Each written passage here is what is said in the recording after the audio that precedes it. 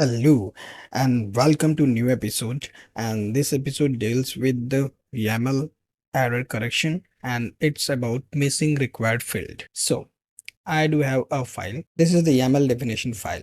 Pod definition file. You'll find I am not writing container here, which is required.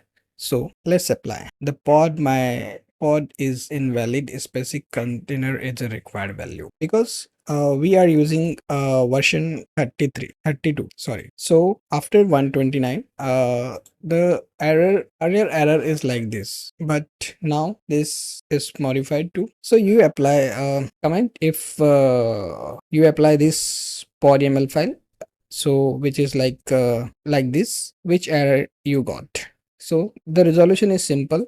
Just add the container ports. Now the pod is created. So actually we are so bored to reach. Actually we get bored reading full error message again and again. Instead, train your mind to spot the common pattern quickly. Validation error, required field missing. Okay, so have another kind of error in next episode.